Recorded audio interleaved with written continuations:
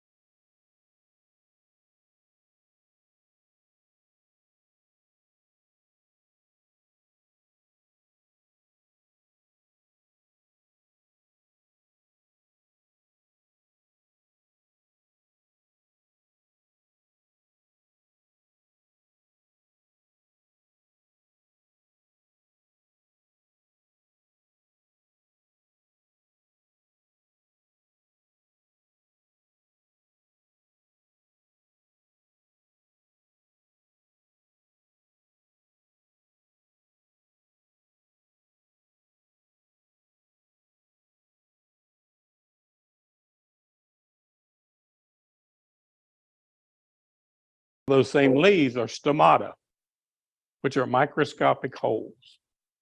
And that's where all plants take in carbon dioxide and give out oxygen through those little holes. These minute particles plugged up some of those stomata and actually hurt our plants. They've done several things this spring. Someone come up with the idea of doing it. They've done it in several different places across the country, and it actually hurt our production by about 20 or 25%. So if in May and June you're trying to water your plants and keep them alive because we was almost in a drought, the other thing that was hurting it was the smoke. And like my corn right now is about that high, picking corn, tossing. Normally it's 7 or 8 foot. Tomatoes, a lot later. My tomatoes they're starting to ripen now, but they're just getting bigger and greener. It seems like they just keep whatever. They're not ripening. Normally by now, most of my tomato crop's done, but we're just now getting started on it. The other thing that really hurt, and of course you guys suffered this too, was the Christmas freeze, which hurt a lot of things. A lot of tip pruning went on. You know, the Japanese maples and a lot of things just didn't make it, died. Of course, the landscape people love that because you call them in April and they say, dig it up, kill it, and replace it. Well, that wasn't the advice we give out. The advice was wait till about the middle of May. If it didn't come out from the roots from then, you're probably going to replace it. If it did come out from the roots then or sporadically, then you needed to tip prune everything.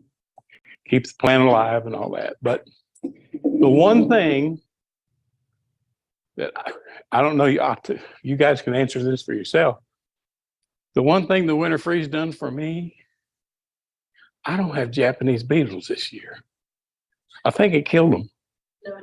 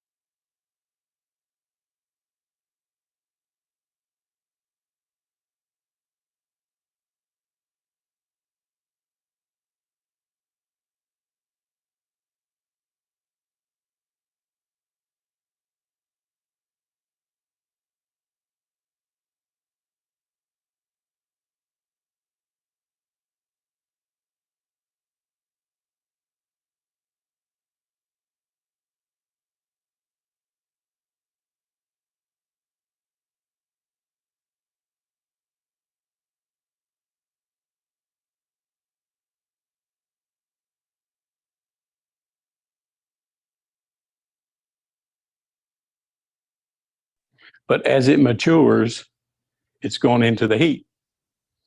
And that brings out the bugs and the worms and all the other stuff. And it's not going to mature under ideal conditions. Whereas in the fall, you plant it now, which means you got to baby it a little bit. And you stick a cabbage plant out in the middle of a bare garden right now and leave it, it's going to die probably. You probably need shade cloth or something. You got to keep it watered. Even your lettuce, if you're going to plant just leaf lettuce or romaine or something and spread seeds, you got to keep that ground moist. Because what happens, say with a lettuce, if you sprinkle lettuce seeds on the ground and work it in just the top half inch, have a little patch of it and wet it. Once those seeds get wet, if they dry out, they die.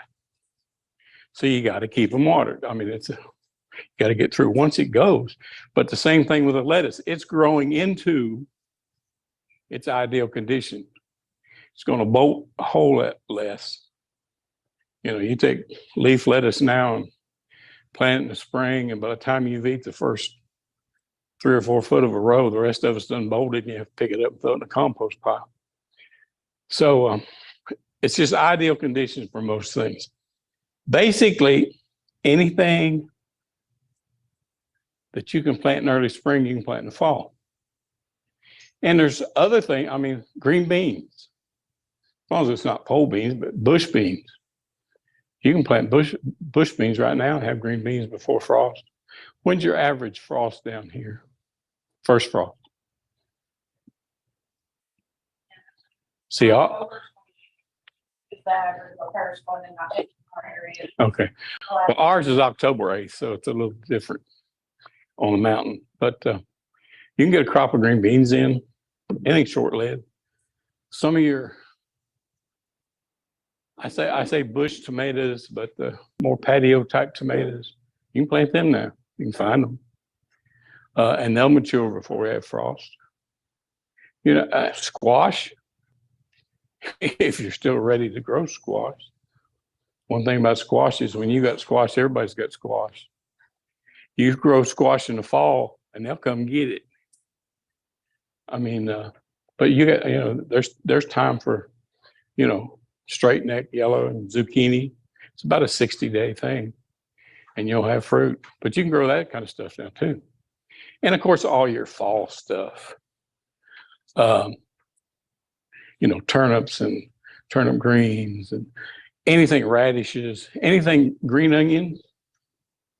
Green onions are great in the fall. The one thing about green onions, of course, growing onions is, and I am going to have to sit down and I apologize for that. This knee's about to go out. Growing onions is a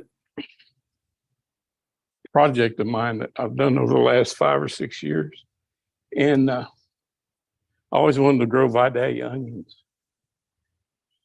Well, you can grow Vidalia onions as long as you don't call them Vidalia onions. It's really a yellow granix onion. It's just grown. If it's grown within 30 miles of Vidalia, Georgia, you can call it that. If not, they got a copyright. You can't say you got a Vidalia onion if it's not grown there. But it's the same onion. Grow onions this big. But you have to grow them from seed. And that's a project. I mean, you get the seeds, you start them in January. About the end of March, 1st of April, you're out there. It looks like you're planting grass plants because they're only about that tall and just big around as a pencil lead. You'll think these things are never going to make it, but they do. Yes, ma'am. You buy those little onion things, they look like baby onions. The onion set, we're going to talk about those right now. Okay, I want to know what they grow into. They just get like No, they'll grow bulb. get a bulb of They'll get a bulb, but let me explain something. An onion is a biannual. It takes 2 years for it to flower. So what they do with your onion sets is in farms south of here in Texas and Georgia and Louisiana, they mass plant them in rows, just mass plant them. They come up when they get just a bulb on the end of it in about 30 to 45 days, because they plant these things deep south, so we get them in the spring. I mean, they plant these things into February, sometimes January, and they go out there and just pull them up in bunches, just pull up the whole thing. It's got a little bulb on the end, the green stem. They lay them out, let them dry, just like you would onions. They cut the top off of it and they put it in a bag and sell it to you. The problem with them is that's their first year of growth. Okay. You put that onion set in the ground the next spring or that spring, and what's going to happen, it's 2 years old and it's going to try to flower. Not all of them, but the majority of them will put up the little stalk and have the little flower on top. One thing about onions, you don't want to grow flowers. If you want to grow the pretty flowers, grow alliums or something. You don't want to grow onions, because what that does to the onion, number one, it takes away from the size of the bulb, and you can get them this big. But the problem is that stem that grows that flower comes right out of the middle. Comes right up. That onion will not last. You can't store it. It might, once you pull it and dry it, it might last 2 or 3 weeks before it starts, because it's got so much moisture in that big thick stem in the bottom. You cannot dry that moisture out in there, and it will start rotting from the inside out. But when you grow them from seed, that's their first year. They're not going to bolt. They're not going to try to put a flower out. No, you don't. My advice is don't buy the onion set. If you want to buy onion sets to eat green onions, that's fine. They'll make perfect green onions, bunching onions. You can plant bunching onions from seed too, but they make great green onions. But one thing about in the fall, right now, I doubt very seriously if you could find onion sets anywhere. I mean, can't do it. So what you do, if you buy onion sets in the spring, buy a half a pound more. Don't plant them, put them in the refrigerator in a brown paper sack, wad them up, stick them in the refrigerator and forget about them until now, and get them out and plant them. Then you're gonna have green onions this fall. But you can't find onion sets now anywhere. The people, I mean, most of them sprouted. You know, they got them in baskets in the co-op. Most of them's got green stuff growing, and they end up throwing them away. But just buy some extra ones and put it in the ground. So how do you do it on seeds?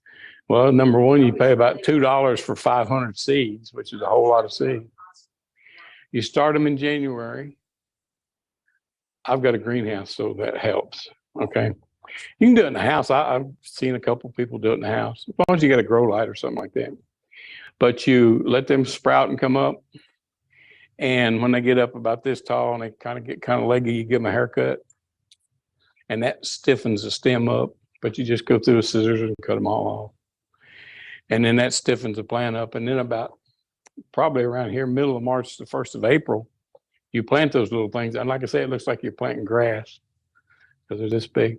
Once you put them in the ground, put them about 4 inches apart. Onions love water. Make sure you keep them watered and whatever, and they'll grow until about sometime after the 4th of July. And you can have some huge onions. You have to buy, and you have, with onions, there are 3 different kinds. I know this is not fall gardening, but this leads into garlic, which we're going to talk in a minute. There's 3 different types. When you look at a catalog for onion seeds, they'll have short day, long day, and intermediate. We're intermediate. We're in the middle of the country. So if you buy onion seeds, buy intermediate. And the reason for that is the short day onions, they start to make bulbs when the sunlight triggers it. The amount of daily sunlight triggers it, okay? And this always seems strange to me, but in the South, Georgia, Florida, Texas, Louisiana, Mississippi, all that down there, that's short day onions. They get less daylight hours than we do. But, I mean, you go up Alaska, it never gets dark. You know, places in Alaska and Canada never gets dark. So the farther north you do, the longer the days are in the summer. So your short day onions are south. Long day onions. Short day onions is like 12 hours of sun. At 12 hours of sunlight, they start to make bulbs. If you plant short day onions here, in about the 1st of May, they're going to start making bulbs. And the health of the plant depends on the top growth. Okay. Every of the green leaves that comes out of a onion is a wrap at the bottom layer. The ideal onion has 13 leaves, which means it's got 13 layers in the bottom. If it's just up this high and not got 4 or 5 leaves, and you planted short day onions, they're going to start bolting probably the first part. I mean, start bulbing in May, and you're going to end up with a bunch of little onions about that big. That's all. Same token, the long day onion, if they planted, which is 16 hours of daylight, if someone up north moved to the south and they planted long day onions, that onion would never make a bulb because it doesn't get 16 hours of sunlight. Here we're intermediate, and there's an intermediate onion, which is kind of a neutral thing, and that's the kind of onion you want to grow there. Okay, but that's the way you grow big onions. Either that, or, and I don't like them, and I'm sure you've seen them at the co-op, where they have the bundle of onion plants, and they look like they're dead when they get here. You know, you got a bundle of 50 or something like that, and they're about that tall and got. You can put those are the first season onions. They've already grown them up out of seed and pulled them up, trimmed the tops, and bundle them up and send them to the co-op. But you don't get 100% of them to grow. I mean, a lot of them, the bundle looks like it's dead time you get it. Most of them will come out of it, but that's the other way you can grow 1 year and grow big onions. You can do it that way, but the best way is with seed. That leads into garlic, fall crop. Question about onions before you move on. Yeah. So if you grow by seed, you plant them and they look like grass, And then you wait till the season to. No. They'll be done after the 4th of July. They'll be done this year. You don't want to plant them. You're not going to grow onions in the fall. Not big onions, not big onions, only onion sets. And that's only for green onions, spring onions, whatever but you can grow great green if you've got the onion sets to do it. Yes, ma'am. They come like these little skinny green things. That's what you're talking about. Thin ones like onions. But then there's onion sets are the big, they look like little tiny bulbs. Yeah, that's what I'm talking about, onion sets. Okay, that's what an onion. Yeah, where you buy them in the co-op in the spring, and there's yellow and white and red usually. Yeah, and they're not made for long storage, but they make great green onions. And green onions in the fall are great. Salads, and stir fry, cook with them, and all that stuff. But the problem with the green onions, you can't grow them. You can't get any right now. I mean, they're gone. Okay, so you have to plan ahead to get that. How many people here grow garlic? Anybody? Good. Try. Garlic's the easiest thing in the world to grow. It is absolutely the easiest thing in the world. This part of the world, you plant garlic in October. Between October 15th and November 1st. What you want to do with it is, of course, you got to get bulbs and break them up into cloves. You don't plant the whole bulb. The ones I grow basically are not garlic. They're, I think part of the alum family. I think, well, they are alum, but my mind just went blank. Elephant garlic. Okay. Bulbs this big. Okay. Cloves, those 7, 8 cloves, big cloves, garlic. Very mild garlic. I love the flavor of garlic, but I don't want to be set on fire with garlic. I don't like the little French and Italian garlics, the little purple ones that just set you on fire and all that stuff. I'd rather have a bigger, milder garlic. We use a lot of garlic, but milder. But anyway, with garlic, basically between October 15th and November 1st, you want to plant them. You want to take the bulbs, break them up into cloves. You want to, now this is next year, but I'll tell you this as you go. When you're planting your garlic cloves, you want to plant the biggest ones you got. Eat the little ones, plant the big ones. The bigger the clove, the bigger the bulb you'll have next year. Okay? So you want to plant your biggest cloves. Eat the little ones, plant the big ones. In a couple of years, you won't have that problem because you're covered up with garlic. My wife fusses at me. I think this year I had 3 wheelbarrows full of garlic when I pulled it out of the garden to dry. And what are you gonna do with all that? Well, I'm probably gonna give a lot of it away, but I love to grow garlic because you can go out there in January and there's something in the garden growing. It's growing. I mean, it's green. There's something growing there. But when you plant your garlic, you want to plant it a couple inches deep in the soil.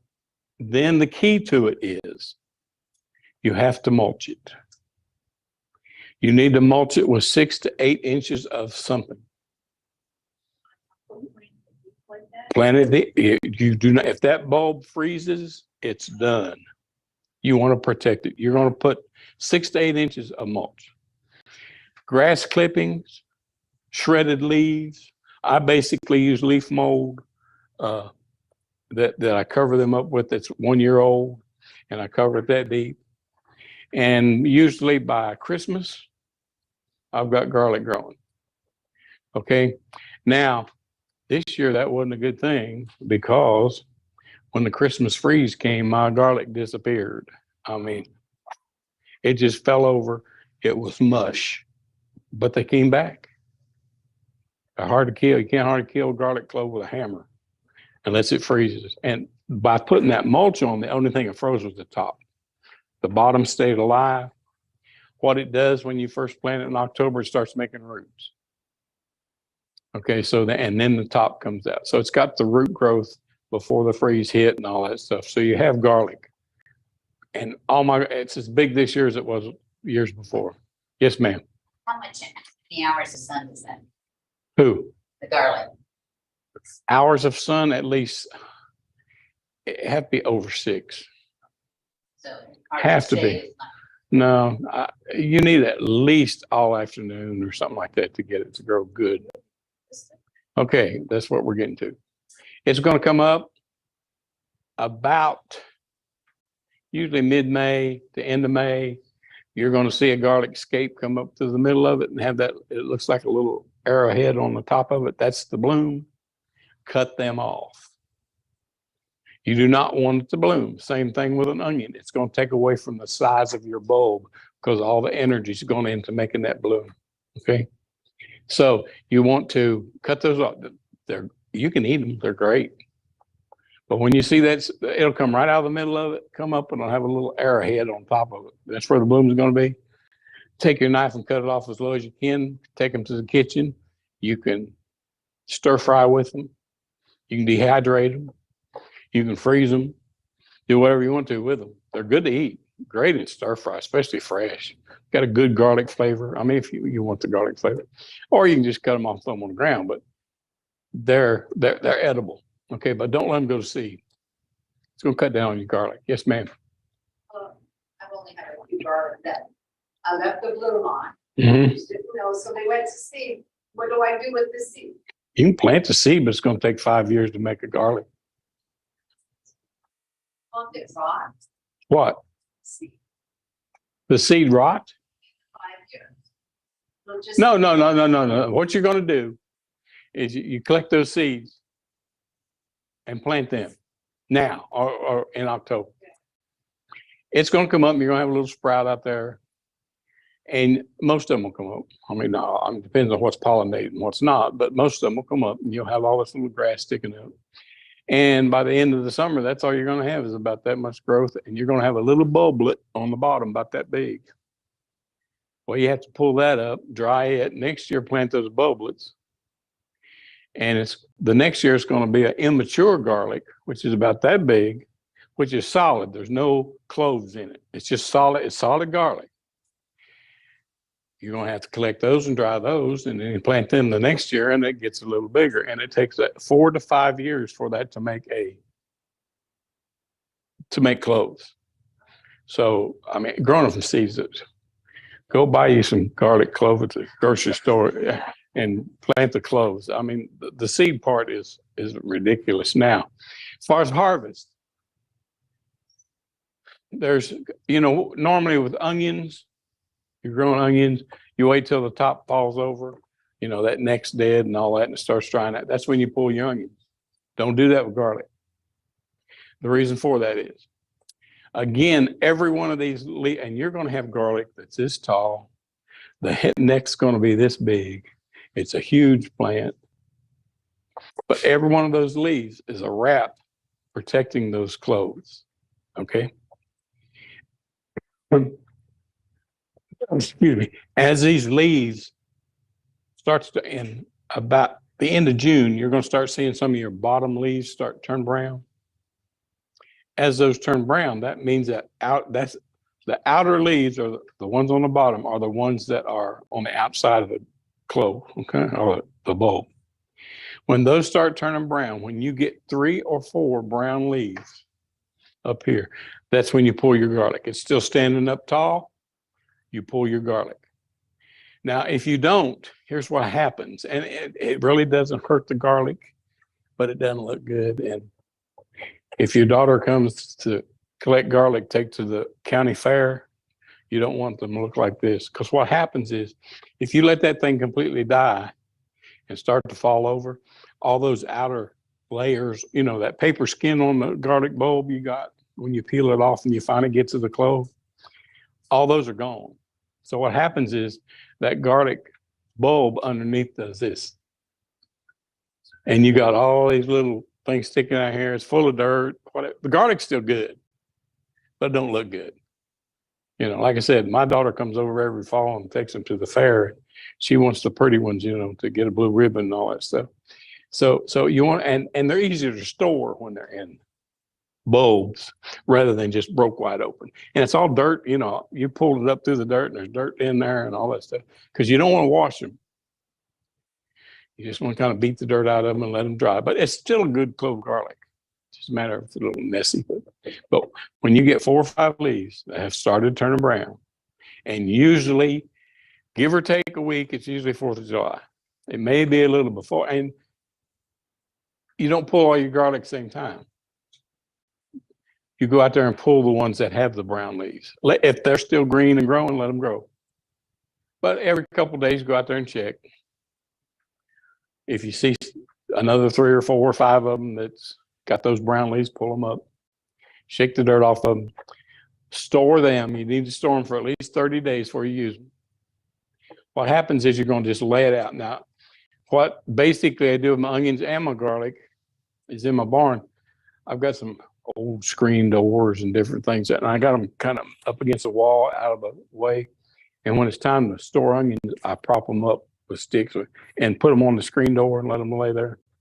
Because what happens is, and I've actually done this and measured them with calipers, that when you put that onion bulb down here with the green leaf and it's stored for 30 days, that bulb will be bigger after 30 days because that energy from the green is sucked into that bulb. It will actually get bigger. Okay. You want to let it store for 30 days out of the sunlight with plenty of air circulation. When that happens, you cut the tops off, trim the roots up. Where you can't braid these. I mean, as far as mine, if you grow the French and Italian, you know, because they got that stem is still in the middle of it. And that stem that come up through the middle of it, that flowered is still, the bottom of it's still there. It's in there, and you can't braid. My wife's tried to braid them all different ways. You can't do it. It's too stiff. It breaks. It snaps. It's that big and hard as a pencil, and it snaps. But then store them, you know, out of the sunlight, wherever the basement, wherever under the house, wherever you store things. It'll last all year. And then again, when you start using those, do not break them apart. Leave them in a bowl until you need them, and go out there and peel it off and grab you 3 or 4 cloves or whatever you want. My wife's got a little tray in one of her cabinets that I keep full of.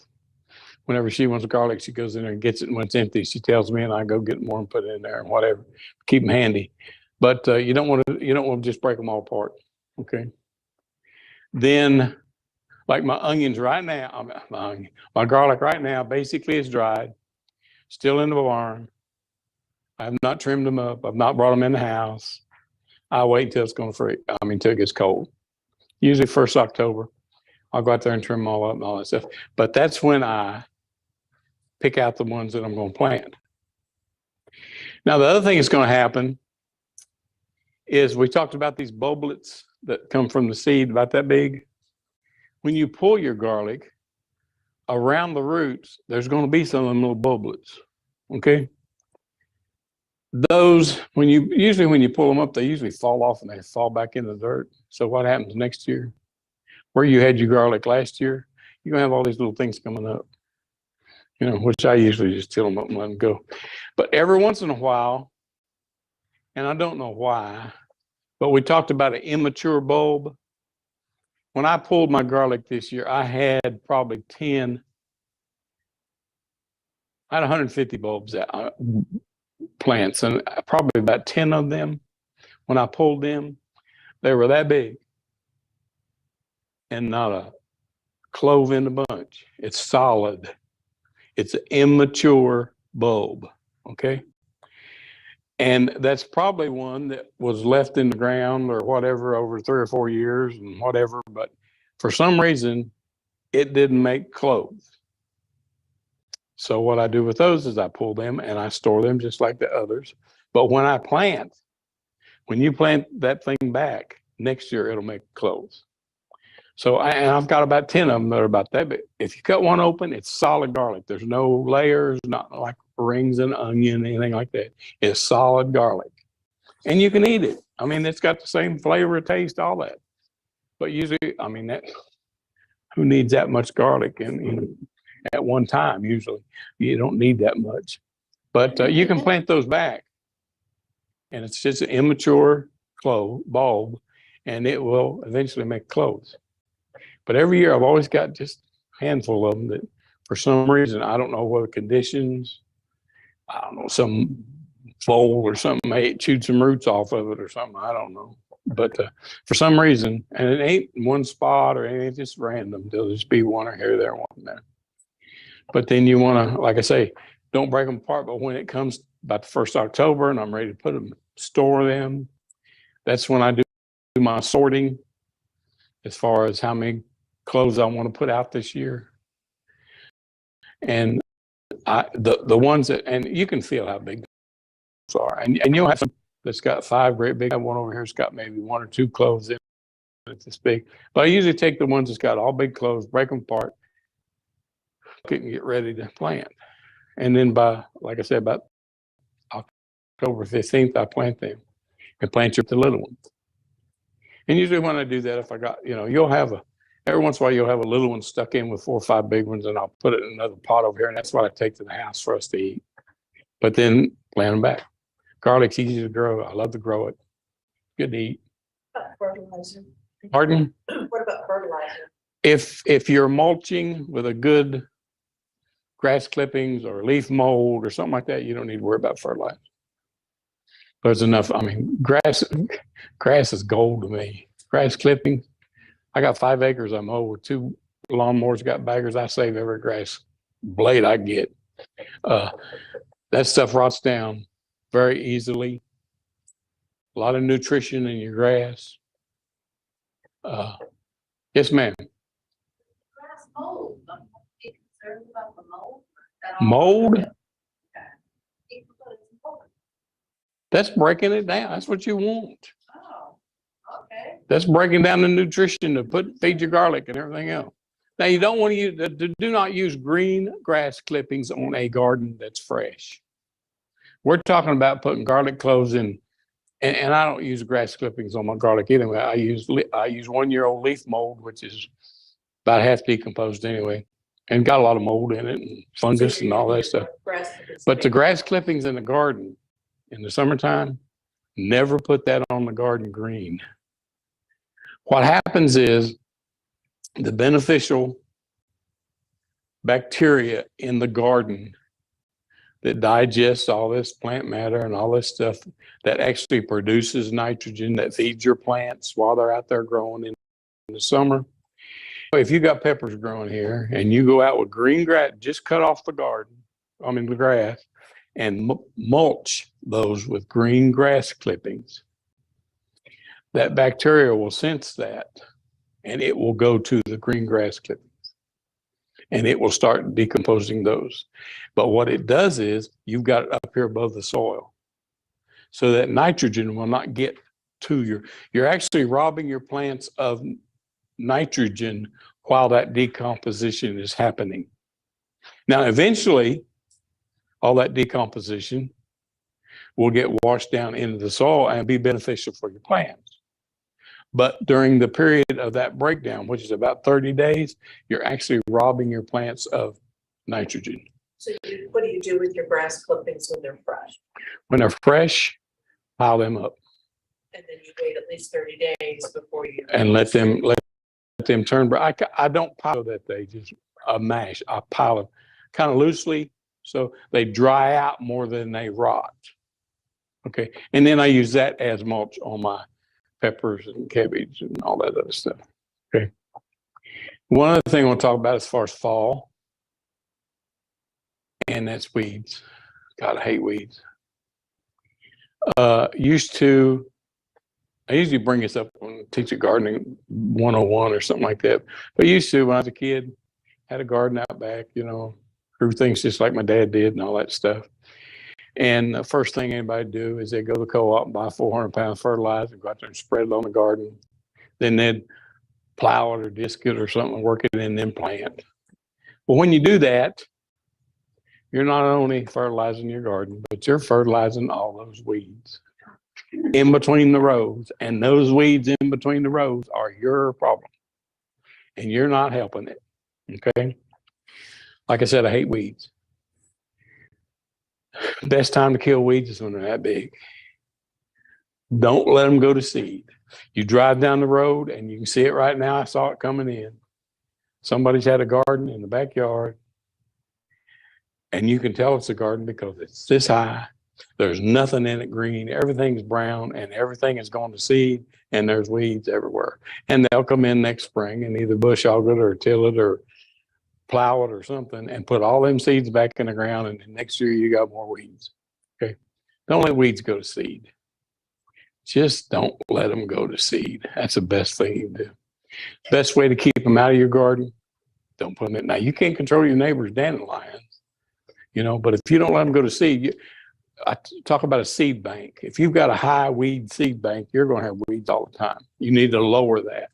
And the way to lower that is to eliminate weeds. When I've got two gardens, I've got 24 raised beds in one garden, and I've got a flat garden over here. I grow corn over here, and I grow my tomatoes over here. And I'll show you that if you want to. I'll talk about that later. But anyway, in the spring, when I'm decent weather, starting May, I don't know, maybe into March, 1st April, I'll go out there and till that flat garden with my tractor and tiller. Wait till we get a good rain. Go back out there in about 3 days and you'll have a grass carpet like that of weeds. I till it again, about 2 or 3 inches deep. You don't want it, the first time you want to till it deep. Next time you till it shallow, just kill the weeds on top. You're still going to have about a week, you're going to have another rain and you're going to go back out there. And I usually do mine 3 or 4 times before I plant, just to get rid of those weed seeds on top. If you go in there and till deep the second time, you're bringing up more weed seeds. Okay, so you don't want to fight them. You leave them down there, but you fight them next year. But just keep the top. But that's the best way to get rid of weeds. Is just work on your weed seed bank, get it down. Because weeds are, that's a detriment of everything. As far as growing anything in the garden. Okay, well, getting ahead of myself here. We're talking about fall gardening. Another benefit of fall gardening, most of the insects are gone. Time your plants are maturing in the end of September and October. The cabbage moth has done laid its eggs and died, and you don't have the cabbage worms, and the squash beetles and all that stuff have already done. And again, sanitation. If you got a squash plant growing out there and it's dead, get rid of it. Don't let it sit there. I have a neighbor. Oh, he just fussed for 2 or 3 years. I can't grow squash because all the squash bugs just eat it up before I get there. I said, you need to get rid of squash bugs. Well, I don't know what I'm supposed to do. I went over there one fall. He had 6 zucchini plants that at one point were huge. And then when I saw them in September, they were just flat on the ground. Powdery mildew had taken them over, and they had died. And he just left them there. And there was zucchini out there the size of watermelons out there about that big. Just letting them rot. I went over and rolled one over. I bet there was 5,000 little baby squash bugs about that big on the bottom of that squash eating that rind. I said, right there's your problem. Sanitation. When something's done in the garden, get rid of it. If it's healthy, compost it. If it's diseased or bug ridden, get it off your property or burn it. But get rid of it. Sanitation. Best way in the world to control insects. Sanitation. Don't let things grow up, because that's where all these predators hide. You got a garden out there that's head high and old corn stalks sitting out there and all that stuff.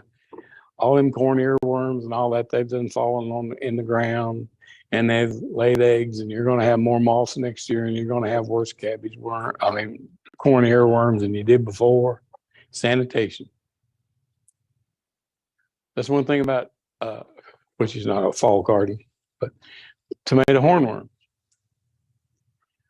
Everybody's seen tomato hornworm. Everybody hates tomato hornworm. Of course, when I was a kid, it was a tobacco worm, but same bug. The moth that lays the eggs for that thing is a huge moth that flies at night. You can't prevent that. You're not going to stand out there and guard. You can't do that. But the only one benefit of the moth that lays those eggs is it does not lay them in mass. You know, you've seen turn a leaf over a squash plant. There'll be a circle there big as a $50 little eggs where they've laid their eggs in one spot. This moth just flies around and puts an egg on that plant and puts an egg on that plant and puts an egg on that plant and flies off to the neighbors and does the same thing. But it does it at night. About 5 years ago on YouTube, I learned something. And that is, you know, these, I think you can get them Harbor Freight anymore. These are the black light flashlight, you know, they sell them about that big, just for $1, I think, but it's a black light. Okay. Tomato hornworms glow in the dark when it's dark. I didn't believe it. I bought one of them, went out there at night. And of course, now I'm the one that if I walk by a tomato plant and I've got a leaf eating, I'll stand there for 20 minutes. I'll find that booger. I mean, I'll go over every leaf. I'll find him. Occasionally you won't. But normally when you find them, they're that big. You don't see them that big. You see them when they're that big. That's the only way you can spot them because they blend in so well. Well, when you go out there at dark with your black light, the plant is black and that thing shows like a glowworm. It'll just light up and you can get, I don't care if you're that big, what are you? It'll glow in the dark. And that'll help get rid of them. And that's the one thing, that black light is the one thing that I have not had the first hornworm on my tomatoes this year. In 2 years, I have not. Because I do not let them breed there. They do not fall off and bury in the ground and lay their eggs and another moth come out. I've not had the first leaf eaten in 2 years. And that's because I just don't let them mature. But try the black light, it's amazing. You can spot them, it's amazing. They'll just show. You got to be in the complete dark. But I mean, you can't have the patio light on and it out on the patio and see it. But it's got to be dark. But it'll glow in the dark. Just like a glowworm. That's why you get rid of those. Same thing with cabbage worm. If you got a cabbage worm problem, get rid of all your refuge and all that stuff before they get in the ground. Because once them things eat on your cabbage and you got them holes everywhere, and they fall off and bury in the ground, you got next year's crop coming. So just don't let them do it. Okay. And I'm not organic, but I don't spray poison unless I absolutely have to. I mean, there's been times in past years where I have sprayed, you know, for Japanese beetles, some Malafon or Liquid 7 or something like that. I don't like to do that.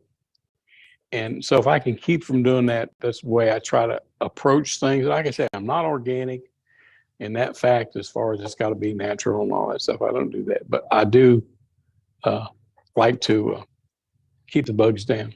Okay. But your best prevention for bugs is prevention. Just don't let them get there and get there. Then that goes back to fall. If you don't have the bugs, you don't have a bug problem in the fall. Normally you wouldn't have a bug problem anyway in the fall because the spring cabbage, the worms that fell off there, they're pupating in the ground. They're not going to come out till next spring. Okay. So the bug pressure is a whole lot less in the fall. Okay. Same way with your powdery mildew, and funguses and things like that.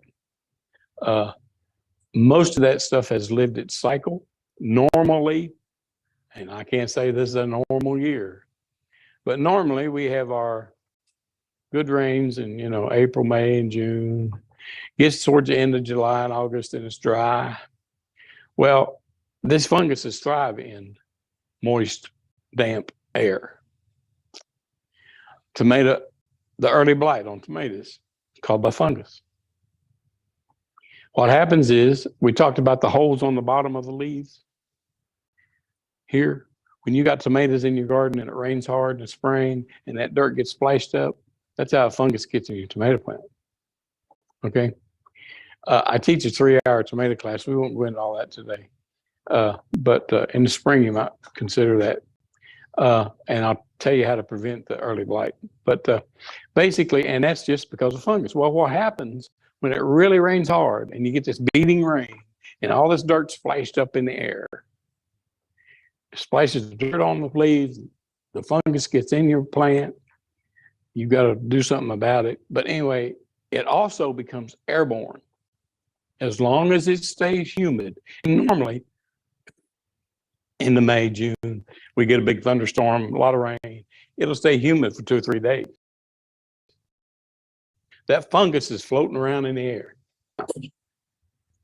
I will get the early blight. I grow tomatoes early in the year, and so I have teaching tomatoes basically is what I'm doing it for. But I start them in like 1st of March and have tomatoes in pots that I can come show people how to prune tomatoes and all that stuff.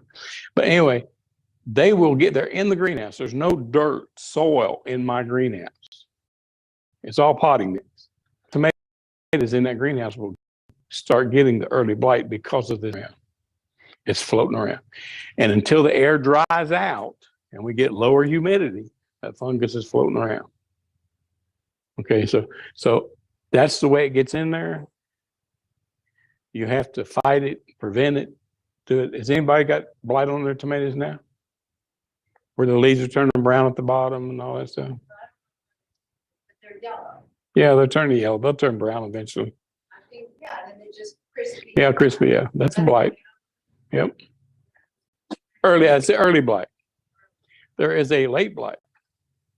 If you ever, I've been growing gardens for 50 some years. 1 year, I had late blight. It's caused by a fungus. It has to be, it won't happen until like the end of August. It has to be absolutely perfect conditions for it to happen. The fungus is what causes this, but it has to be absolutely perfect. And what that amounts is, thank you very much. What it amounts to is ideal conditions is it has to rain every day in August, just about. And if you ever get the late blight, there's no doubts you had it. Because what happens is you go out one day to your tomato plants and everything's fine. And you pick tomatoes. You go out the next day, it looks like somebody poured hot water all over your plants. They are gone. The tomatoes, if you grab one, it'll just and stink. Have you had that happen? Okay. But it has to be.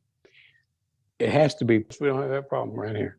But it does happen every once in a while. But like I said, if you ever get the late blight, you will know it. Because it happens overnight. It's not a subtle thing. It's not leaves turning brown and coming up the plant as it goes up. It happens. It looks like somebody just poured hot water all over everything. And it's gone. You did have it happen? Because of all the rain. Like I say, normally it happens in August, but it has to be. There has to be so many days of all this humid air. The fungus that causes it is very sensitive, I guess you'd say. I mean, if you have 3 or 4 days of high humidity and it dries out one day, it'll get rid of it. But if it just keeps going on, that stuff will develop. It becomes airborne, floats around, and it just wipes out tomatoes, just wipes them out. And pepper plants. It'll do the same thing to pepper plants if they're in the vicinity of it. I had it one time on peppers and didn't have it on tomatoes. But it's a terrible, there's no hope for it. You've lost everything. So you talked about radishes and cabbage, and so you're seeding. Most of the stuff now, if you're going to plant cabbage, broccoli, any of the brassicas, you can't start. You have to buy them now. If you're going to plant cabbage and you're going to start your own seeds, you have to do that in July, about the middle of July. Okay, start seeds now. Get them big enough to put in the garden and have cabbage before frost kills them or freeze. Because cabbage can stand a light frost, but it can't stand a freeze. It turns to water. You know, you get a cabbage that's frozen, it's just gone. But right now is seeds. Okay, you'd have to go, and now I don't know about here, but Crossville, we've got places for plants they sell. They're getting a lot better in the last 3 or 4 years about having fall.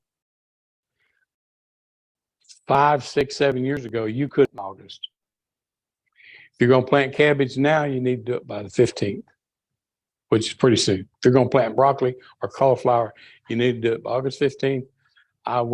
You're going to have little plants if you can find them. I don't know, co-op may have some. I don't know here. Co-op does it across them, so maybe they do here. But my advice to you is, if you're going to plant them now, get some sun cloth. Plant 4 or 5 of them here, take some stakes and put it over here and put a shade cloth on it. Okay. And keep them watered. If you got, summertime and your pepper plants kind of look because they need water, and you go out there and water them that evening, next morning they'll be fine. If you go out there and your little cabbage plant goes, it's going to die. It's not going to recover. It doesn't have the root system. So you need to keep it moist. You don't need to keep it just drowned, but you need to keep that top couple inches of soil dry. Same way I was talking about lettuce seed. You plant your lettuce seed here, work it in the first 1/4 inch. You don't plant it very deep, and water it in. It's only going to get wet so far down. If that top layer dries out, which is the first thing to dry out because of the sun, if that seed gets wet and then dries, it dies. You have to keep it moist till it sprouts. Okay? But yes, What other things? So you mentioned bush beans. We can start bush beans from seed, right? you can plant bush beans, you can plant squash right now. Anything that's like 60, 65, all your radishes.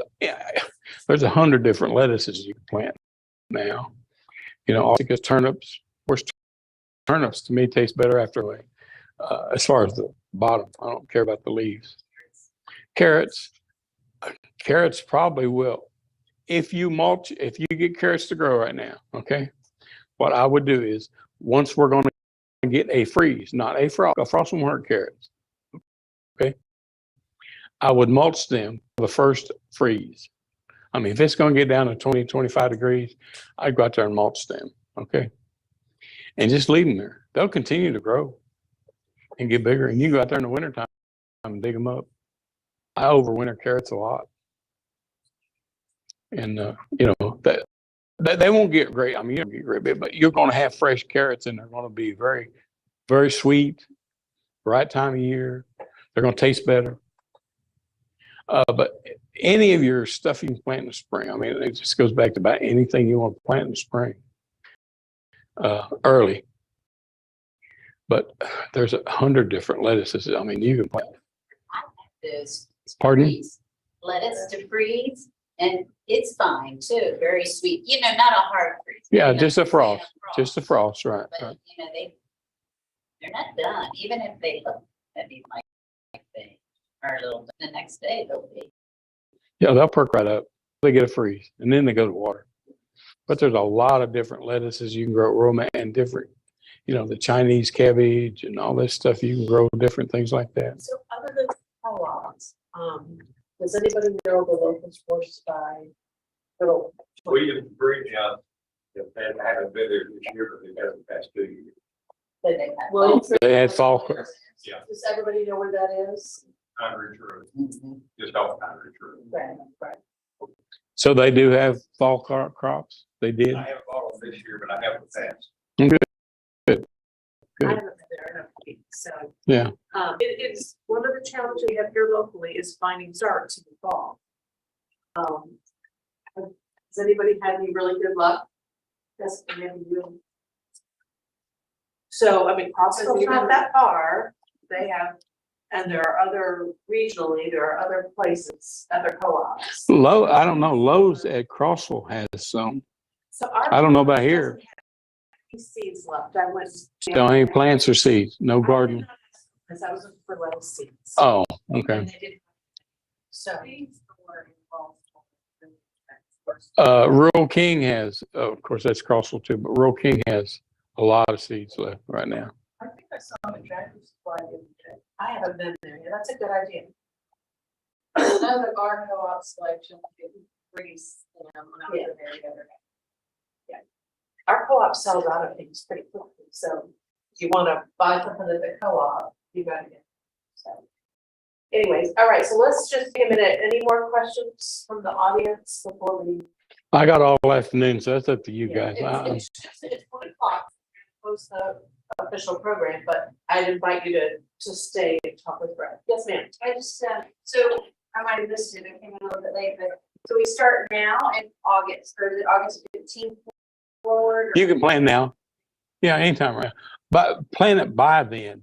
Plan it by the middle of August for your cabbage and broccoli and cauliflower in order to, and of course, your growing season is a little longer than ours. So you probably wait till 4th of August since you're going to go into the end of October, because our first frost average is October 8th, which is like 3 weeks before you guys. So you got an extra 3 weeks of growth there average that we don't have.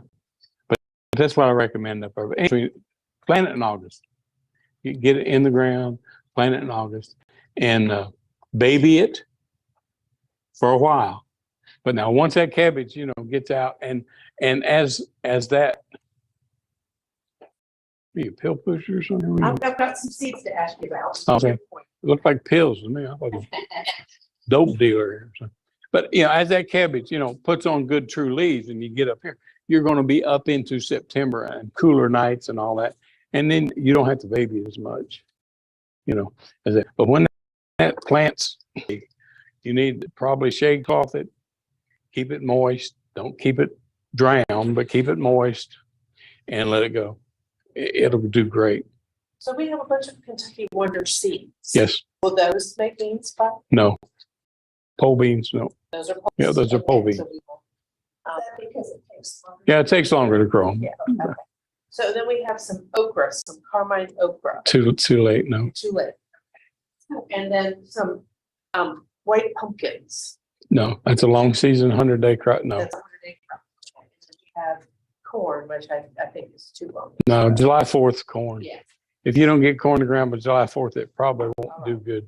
So then we have, Elaine is the coordinator of the Lakeside Farmers Market. We have some cards about that if you guys would like to know more information. So I don't have any seeds here to offer you, but I have cards for the farmers market. And we also have some butterfly weed seeds that I'd love to share with you. There's a few more outside you can get if you like. But Elaine is going to work on a drawing, and so we're going to hand out numbers, right? Right, did there need a number yet? It already comes, okay, okay, here we go. So while you're doing that, I will do the plug, you already mentioned the Elaine, works for the farmers market. So the extension office does a booth at the farmers market every month, and our big giveaway for the summer has been called seeds. So if you'll go to our booth at the farmers market,